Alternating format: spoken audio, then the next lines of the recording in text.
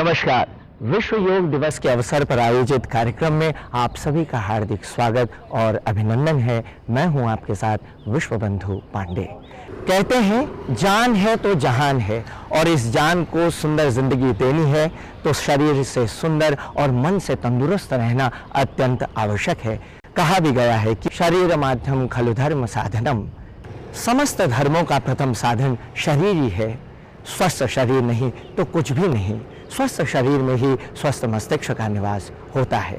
तन और मन को सुंदर बनाने के लिए आदिकाल से ही देश और विदेश में अनेक प्रकार की विधियां और पद्धतियों को ईजाद किया गया। योग भारत की ऐसी ही प्राचीनतम पद्धति है जिससे तन और मन को स्वस्थ बनाने के साथ साथ मनुष्य को चिर यौवन मिलता है। एक जमाना था जब यह पद्धति कुछ ही योगी जनों तक ही सीमित थी, पर आज बाल, वृद्ध और विशेष रूप से युवा योग की ओर अग्रसर हो रहे हैं। आज योग विश्व पटल पर अपना परचम लहरा रहा है। समग्र विश्व योग की तरफ अग्रसर है। यही कारण है कि विश्व के समग्र राष्ट्रों ने 21 जून को विश्व योग दिवस के रूप में मनाना स्वीकार किया है। आज विश्व योग दिवस के अवसर पर हमारा विषय भी कुछ इसी तरह का है कि आज के युवा योग की ओर अग्रसर क्यों और कैसे। तो लीजिए बात करते हैं उन युवाओं से जिन्होंने शरीर और मन को स्वस्थ बनाने के लिए योग को चुना है अपनी जीवनचर्या के लिए। दोनों हाथ ज्ञान मुद्रा में, आंखें बंद, पूरा ध्यान श्वासों पर। गहरी लंबी श्वास, गहरी लंबी प्रश्वास। श्वास लेते हुए पेट को फुलाएं, श्वास छोड़ते हुए पेट पूरी तरह से अंदर। एक राउंड गायत्री मंत्र का उच्चारण। ओम भूर्भुवः स्वः तस्य वितुर्वरेण्यं भर्गो देवस्य धीमहि धियो यो नः प्रचोदयात्। दोनों हाथों को रब कीजिए, अच्छे से खूब रब कीजिए हथेलियों को। दोनों हथेलियों को आंखों के ऊपर लगाएं। धीरे धीरे हथेलियों को नीचे लाते हुए पलकों को टिमटिमाते हुए खोल दीजिए। चलिए धीरे से खड़े हो जाएं। आसनों को करने से पहले सबसे पहले हम शरीर को गर्म करेंगे, वार्म अप करेंगे। तो इसके लिए सबसे पहले हम करेंगे कार्डियो एक्सरसाइज। ठीक है, सबसे पहले करेंगे जंपिंग जैक्स।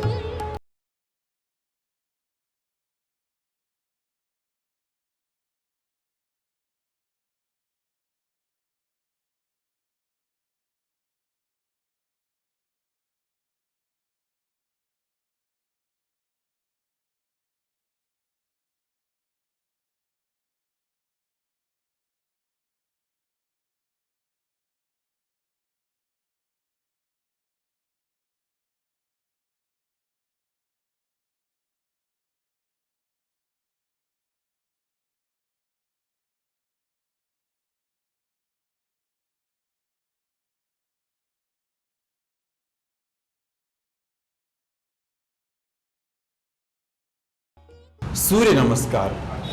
सूर्य नमस्कार का महत्व अपने आप में संपूर्ण योग को हम सूर्य नमस्कार के अंदर छिपा हुआ मानते हैं, क्योंकि सूर्य नमस्कार के माध्यम से हमारे शरीर का प्रत्येक अंग, यानी हमारे पैरों की एक्सरसाइज, कमर की एक्सरसाइज, पेट की एक्सरसाइज, हमारे शोल्डर की एक्सरसाइज, यानी संपूर्ण शरीर की एक्सरसाइज हो जाती है। और इसके साथ साथ ही जब हम सूर्य नमस्कार करवाते हैं तो इसमें हम श्वासों पर ध्यान देने को बोलते हैं कि कब श्वास लेनी है, कब छोड़नी है, क्योंकि श्वास का तालमेल ही योग है। जब श्वास हम ले रहे हैं, छोड़ रहे हैं, तो यही जब इन दोनों का बैलेंस हो जाता है तो यही योग है। Now start. ओम मित्राय नमः। वन,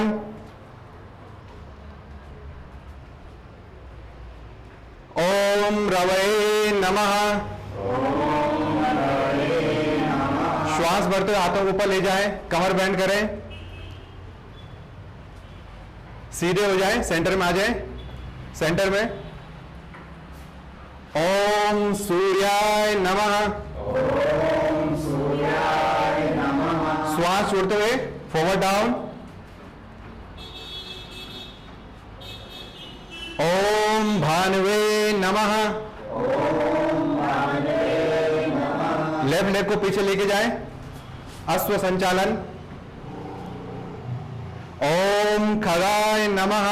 ओम खगाय नमः। दोनों पैरों को पीछे लेके जाएं और इस स्थिति में श्वास को छोड़ें। सबसे पहले अपने पैरों के अंगूठों को देखें, जिसको अंगूठे बहुत अच्छे से दिख रहे हैं। उसके बाद अपने पेट की अपने नाभि को देखने की कोशिश करें। ओम पूषणे नमः। ओम पूषणे नमः। Knee chest in on ground.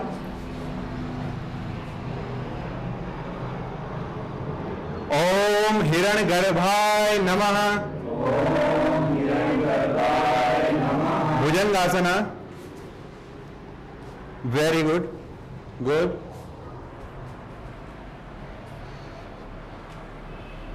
ओम मरीचे नमः।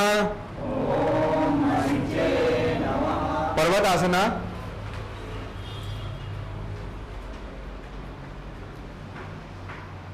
ओम आदित्याय नमः। ओम आदित्याय नमः। Left leg forward. ओम सावित्रे नमः। ओम सावित्रे नमः। राइट लेग फॉरवर्ड, पाद हस्तासना। इसमें श्वासों को छोड़ें। ओम अर्काय नमः। ओम अर्काय नमः। श्वास उठाते हुए कमर को बैंड करें। ओम भास्कराय नमः। ओम भास्कराय नमः। प्रणाम आसन। धीरे साइड से रिलीज कर देंगे। ठीक है। अब हम करने जा रहे हैं वृक्ष आसन। वृक्ष आसन को करने से हमारी जंघाएं, थाइस मजबूत होती है, एकाग्रता बढ़ती है और कंसंट्रेशन पावर बढ़ती है, मानसिक विकास होता है और इसके साथ साथ हमारा शरीर जो है सुदृढ़ बनता है। चलिए करते हैं वृक्ष आसन। बाएं पैर से स्टार्ट करेंगे। सभी लोग अपने बाएं पैर को बेंड करें और अपनी थाइस से चिपका दीजिए। सामने एक पॉइंट पर फोकस करें, किसी एक पॉइंट पर देखें सामने। Yes, very good. और धीरे धीरे हथेलियों को ऊपर ले जाते जाएं। नमस्कार। सामने एक पॉइंट पर फोकस। आप देखोगे इससे आपकी धीरे धीरे जंघाओं का विकास हो रहा है और साथ साथ आपकी कंसंट्रेशन पावर बढ़ रही है।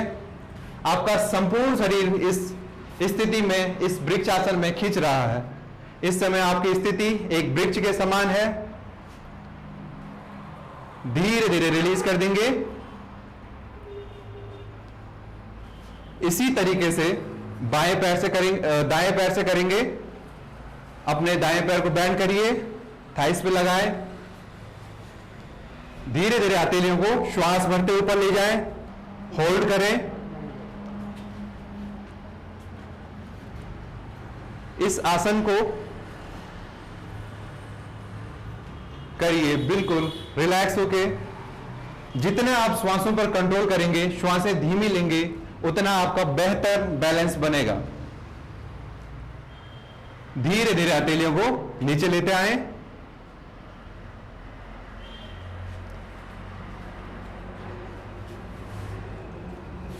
दो बार गहरी लंबी श्वास लीजिए, विश्राम स्थिति। रिलीज। फिर से दोनों पैरों को मिला लीजिए। करेंगे वीरभद्रासन, सेकंड पोस्चर। चलिए सभी लोग बाएं पैर से स्टार्ट करेंगे। बाएं पैर को आगे करें और 90 के एंगल पर लाने की कोशिश करें। यस, बेंड करें पूरा। दोनों हथेलियां सामने। इस स्थिति में आप देखोगे थोड़ा सा ऊपर, हाँ। इससे आपका जो है, अगर किसी की बैक में दिक्कत रहती है, कमर की दिक्कत है, उसके लिए बहुत अच्छा है। आप देखोगे इससे आपका थाइस का विकास होगा, साथ साथ में आपके संपूर्ण हाथों का विकास होगा। और आप देख रहे होंगे इस समय आपकी जो है स्पाइन, रीढ़ की हड्डी भी खींच रही है और साथ साथ में एकाग्रता स्थिति भी बढ़ेगी। धीरे धीरे रिलीज, चेंज। आप दूसरे पैर से करेंगे, बैंड करें, 90 पर ले जाने की कोशिश। Very good, nice. होल्ड करें,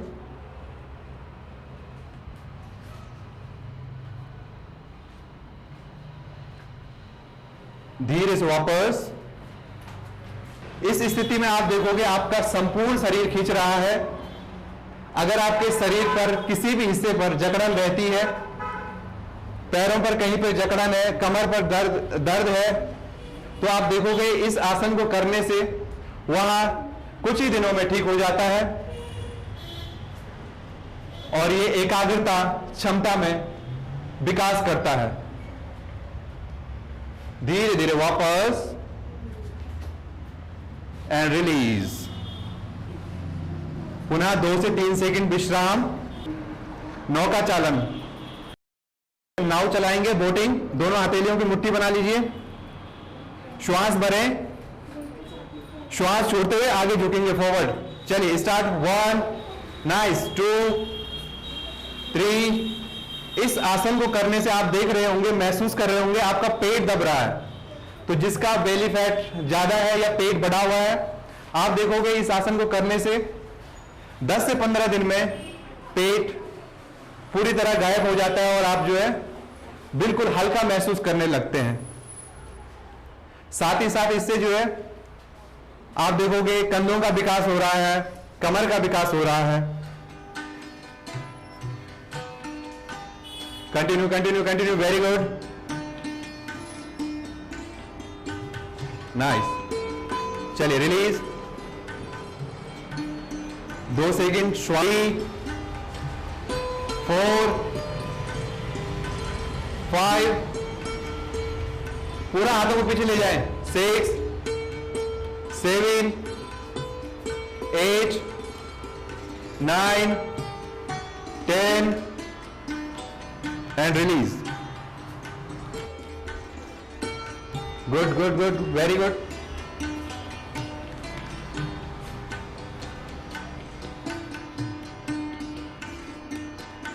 धीरे से वापस। वन मोर अगेन, एक बार फिर जाएंगे।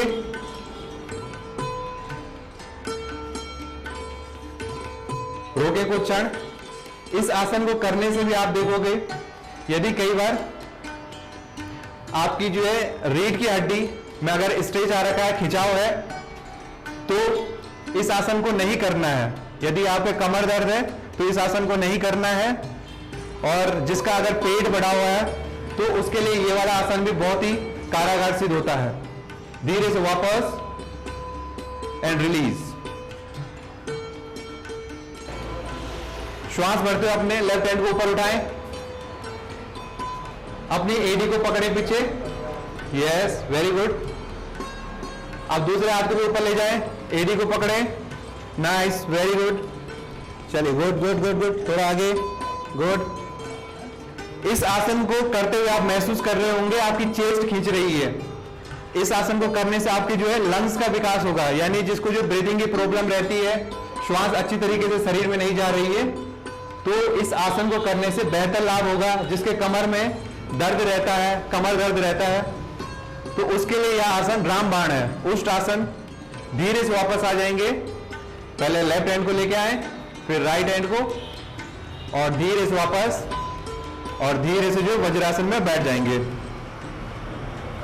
मुझे साइनस की प्रॉब्लम थी बहुत ज़्यादा, मेरी आंखें सूजी रहती थी, नॉस्ट्रल बंद रहती थी। इस सब में सबसे ज़्यादा लाभ हुआ मुझे योग का। मैंने मेडिसिन भी ली लेकिन उससे लाभ नहीं हुआ। जब तक मेडिसिन लेता था तब तक ठीक था, पर वापस वैसे ही हो जाता था। परंतु जब से मैंने योग शुरू किया, खासकर षट क्रियाएं उसमें, तो इससे मुझे बहुत लाभ हुआ। तब से मेरा साइनस का बिल्कुल ठीक हो गया, आँखें भी ठीक हो गई, सब कुछ ठीक हो गया। खासकर मानसिक विकार जो मानसिक रूप से होते, मन स्वस्थ रहता है, शांत रहता है, बिल्कुल हर समय बिल्कुल मन शांत रहता है। अब बुजुर्गों के लिए हम एक्सरसाइज जानते हैं, तो सिंपल सा, अगर कोई घर पे भी बैठा हुआ है, बिस्तर के ऊपर भी बैठा हुआ है, तो वो तालियां बजा सकता है। तालियों के माध्यम से हमारे शरीर में ब्लड का सर्कुलेशन जो है प्रॉपर होता है, यानी अगर हमारे किसी ऑर्गन तक ब्लड नहीं पहुंच रहा है तो उस ऑर्गन तक ब्लड पहुंचता है। अब ये ब्लड पहुंचेगा कैसे? हमारे हथेली पर हमारे संपूर्ण शरीर का रिफ्लेक्ट पॉइंट होता है। जैसे ये पार्ट है, ये हमारे लिवर के लिए होता है, ये हमारे लंग्स के लिए है। इसी तरीके से हमारे यहाँ पे हार्ट होता है।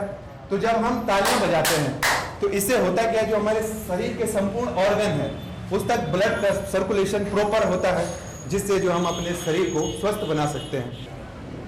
ये है ढोलक। इसमें हम क्या करते हैं, दोनों हथेलियों से अपने पैरों के तलवे को इस तरीके से बजाते हैं। ये तो इससे क्या होता है, ये यहाँ से जैसे किसी के पैरों में नमनेस रहती है, बुजुर्गों में ज्यादातर नमनेस रहती है, पैरों में शिकायत रहती है, तो फिर जब इसको करते हैं तो इससे होता क्या है कि कुछ ही दिनों में, यानी आपका मैंने देखा हुआ है तो 3 से 4 दिन में लोगों के जो पैरों की नमनेस खत्म हो जाती है।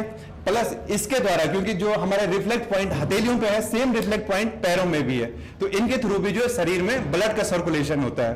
तो मैं अभी इसके बाद नेक्स्ट ताली बजाता हूं। ये हमारा पेट, जिसको हम अपना सेकंड ब्रेन भी बोलते हैं, तो इसको सिंपल से जो आप यूं तालियां बजाओगे तो इससे होगा क्या, पेट में ब्लड का सर्कुलेशन बढ़ेगा। पेट में जब ब्लड का सर्कुलेशन बढ़ेगा तो हमारे जो खाना डाइजेस्ट अच्छे से होगा। जब खाना डाइजेस्ट अच्छे से होगा तो काफी सारी बीमारियां, जैसे किसी को एसिडिटी हो जाती है, पेट साफ नहीं होता है, कब्ज की समस्याएं रहती है, तो ये संपूर्ण तरह की बीमारियां खत्म हो जाएंगी। तो ये नॉर्मल से इसे कोई भी कर सकता है, या किसी के शोल्डर में दिक्कत रहती है तो ऊपर तालियां बजाएं यूं, तो उसकी शोल्डर की दिक्कतें जो है 1 सप्ताह के अंदर अंदर खत्म हो जाएगी।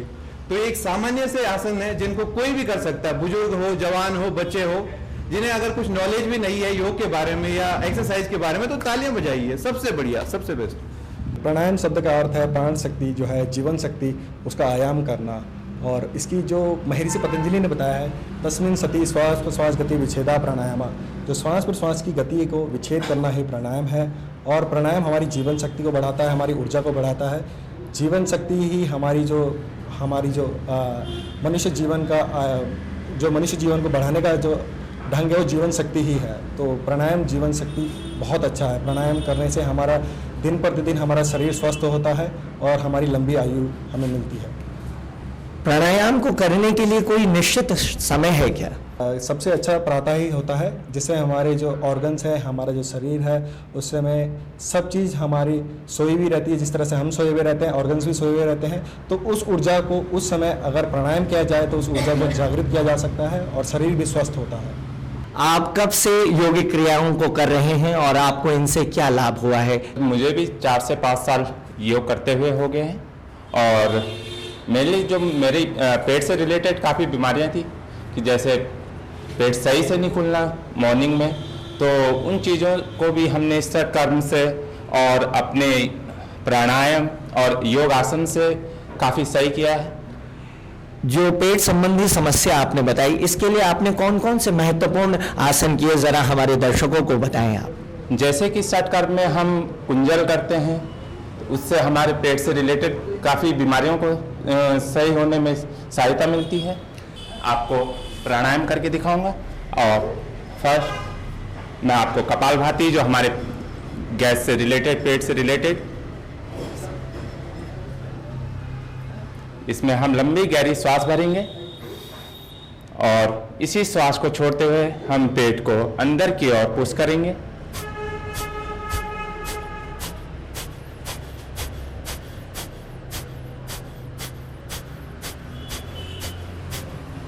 ये प्राणायाम कपालभाति प्राणायाम है, जिससे हमारे पेट से रिलेटेड बीमारियों के लिए काफ़ी फायदेमंद है। अपने दोनों पैरों को सीधा करना है, दोनों हथेलियों को थाइस के ऊपर रख लीजिए।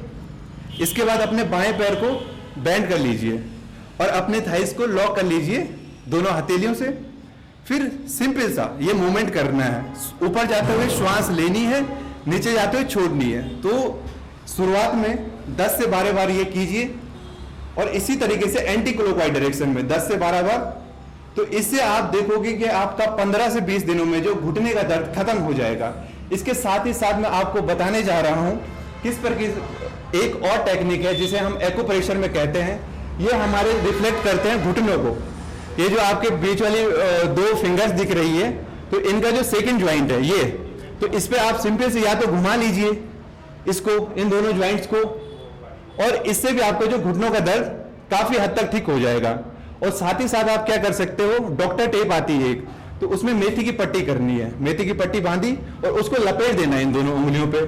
तो आप देखोगे कि इसका फर्क जो आपके घुटनों में 100%, क्योंकि हम आए दिन इन ट्रीटमेंटों को करते रहते हैं, तो लोगों में आश्चर्यजनक परिवर्तन हफ्ते से 15 दिन में, जो लोगों के जो बहुत जगह हॉस्पिटलों के चक्कर लगा लगे के परेशान हो गए थे, तो वो देखते हैं कि 15 से 20 दिनों में उनके घुटने का जो दर्द खत्म हो जाता है।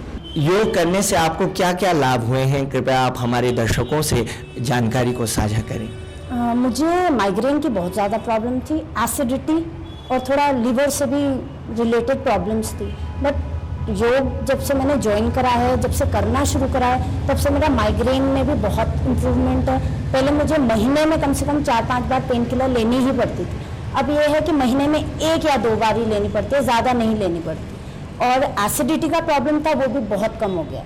सर मेरे को बहुत प्रॉब्लम्स थी, मेरे को थायराइड था, पीसीओडी था, मेरे को एंजाइटी की प्रॉब्लम भी थी। वो उसकी भी अभी तक मेरी मेडिकेशन चल रही थी, बट जैसे थायराइड में 3-4 महीने से मेडिकेशन पे नहीं हूँ। पीसीओडी भी मेरा बहुत ठीक, मतलब ख़त्म ही हो गया है, जिस वजह से मैं कंसीव भी नहीं कर पा रही थी, और अब मेरा बच्चा भी है। मैं रोज़ 1 घंटा योग करती हूँ और मैं यहाँ सेंटर पे ही आके योग करती हूँ। और मेरा आफ्टर डिलीवरी 20 kg मैंने वेट लूज़ की रिड्यूस किया है योग के द्वारा। और मेरे को माइग्रेन की बहुत ज़्यादा समस्या थी, जो मुझे षटक्रियाओं से बिल्कुल ख़त्म हो गई है। अब मैं दवाई भी नहीं लेती हूँ। योग करते हुए कौन कौन सी ऐसी सावधानियां बरतनी चाहिए जिससे योग और प्रभावी ढंग से किया जा सकता है? योग करते समय आप ध्यान रखें कि आप किसी योग गुरु के उसमें सानिध्य में ही योग करें, तो आप जो गलतियां करते हैं उससे आप बच सकते हैं। जैसे क्रैम्प आ जाते हैं किसी को, वो सब ध्यान रखना पड़ता है। और प्राणायाम बहुत मदद करता है हमें स्वस्थ रखने में। आपने योग के क्षेत्र को क्यों चुना? मैंने योग के क्षेत्र को इसलिए चुना क्योंकि मुझे बचपन से ही एक तो फिटनेस फ्रीक था, मुझे स्वास्थ्य के प्रति अपने अवेयरनेस चाहता था और मैं रखता भी था।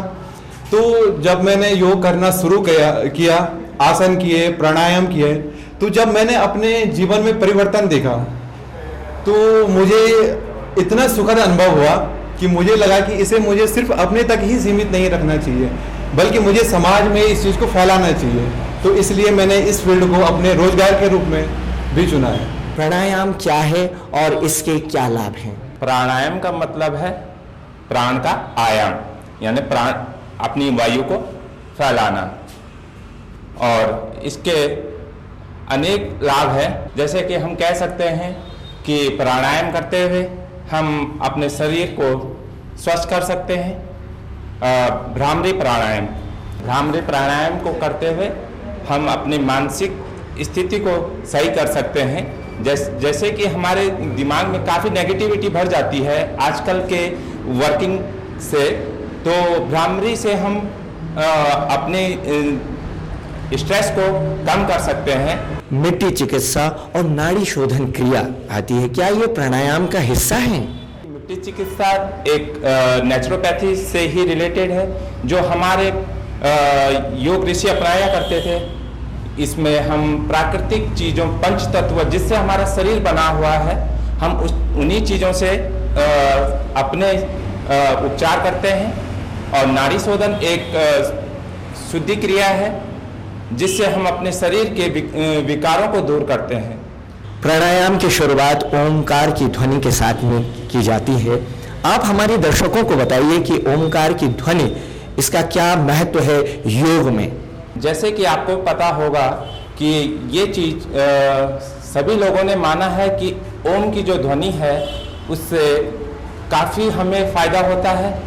और ओम की जो एक वाइब्रेशन होती है वो हमारे सभी विकारों को दूर करता है, हमारे टेंशन को दूर करता है, और भी काफ़ी जो हमारी बीमारियां हैं उनमें हमें काफ़ी सहायता प्रदान करती है। युवाओं से बातचीत और योगिक क्रियाओं को देखने के बाद हम इस निष्कर्ष पर पहुंचे हैं कि योग आज की सर पर तेजी से दौड़ती जिंदगी का अहम हिस्सा बन गया है। योग तन और मन को स्वस्थ करने के साथ साथ जीवन के हर क्षेत्र में कार्यकुशलता में वृद्धि करता है।